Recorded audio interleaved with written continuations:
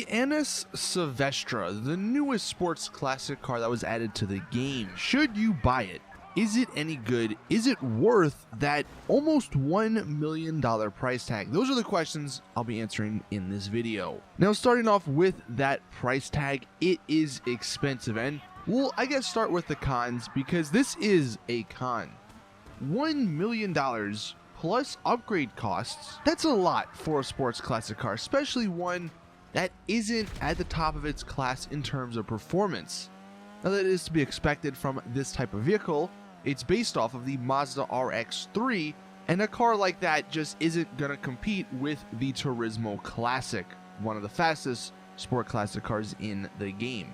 I mean, it's not bad, the performance isn't horrible, it's decent, it's good for what it is, but for the price tag, I don't really like that.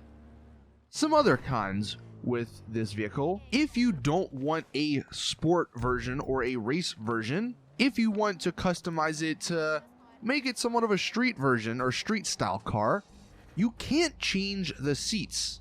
The default car comes with racing seats, so if that's something, if you know the interior is something that annoys you, the fact that you can't change it, then that's going to be a pretty big problem.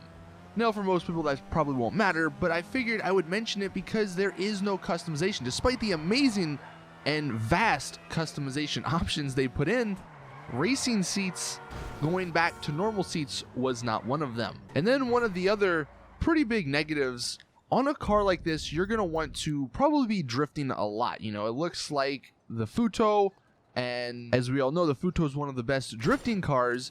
And in this one, you're probably going to buy it to have some fun driving it. Well, one super big downside, at least I couldn't figure out a way. If there is a new way or a different way, then let us know in the comment section. But you can't really slam this vehicle. And what I mean by slam this vehicle, if you watched one of my drifting videos I did a couple of weeks ago, there's this mechanic called slamming vehicles, where you don't put bulletproof tires on it, you shoot the tires in the middle of the rim, and the car will actually lower, basically lowering your suspension.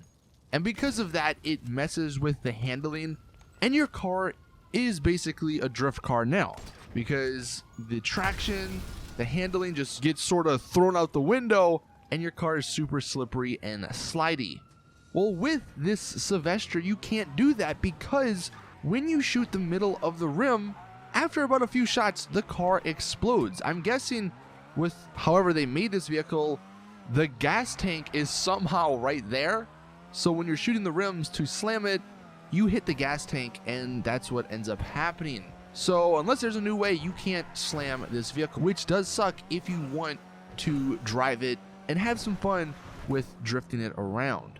And then speaking of drifting, this is somewhat of a con, somewhat of a pro, depending on how you look at it. This car has some pretty good traction, at least just for me driving it around in free mode. Well, actually, I'm in single player because free mode, the servers were down and I could not buy the vehicle, so I'm doing all of my testing in single player, but it's the same physics. My car is still upgraded, and my car, when I was driving it around some of the hill areas, it doesn't really slide as much as you think it might. So if you're buying it for that reason, then prepare to be disappointed. Now let's talk about some pros, because this thing has some really awesome pros. First and foremost, the customization. If you like cars, if you buy cars to customize them and make them look different, unique and all that, this is the car for you. I mean, the customization is amazing. There's a ton of bumper options, spoiler options, hood options. There's a ton of good livery options too, and that's sort of sometimes lacking. So the customization is very, very good.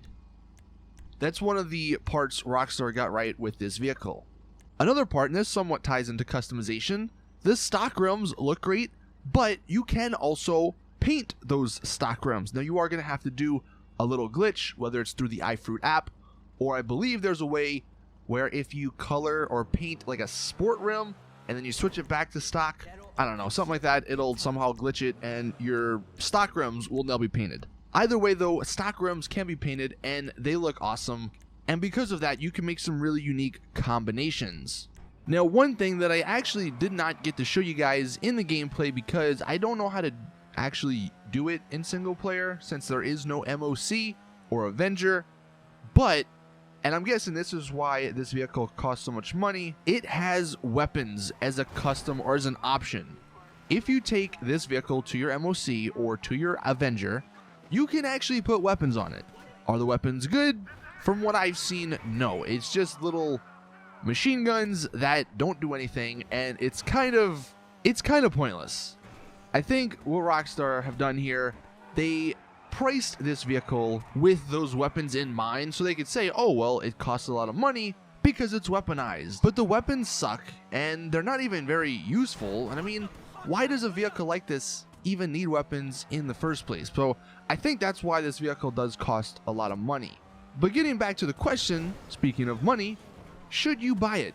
Is it worth that price tag? Like most vehicles, I don't know if I can give a definitive yes or no answer. I will say this. If you love customizing vehicles, even though you're not going to really drive it, you just like to have it in your garage, and you have the money, purchase it.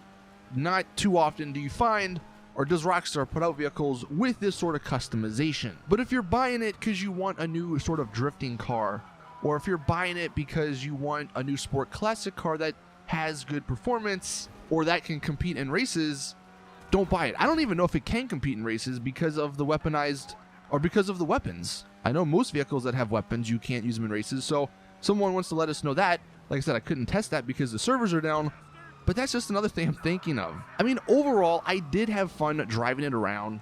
The handling is good for free mode. I mean, because it doesn't slip and slide around, you do have some good traction, and it is fast enough. I mean, it's not as fast as any super or sport car, but it does have some good speed. So I did find it fun to drive, and like I said, the customization is amazing. However, that price tag I don't think is justified.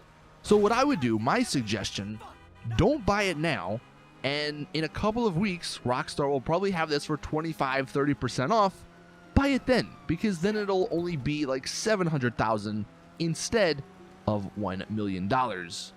So there you guys have it. That is my little review on the NS Savestra.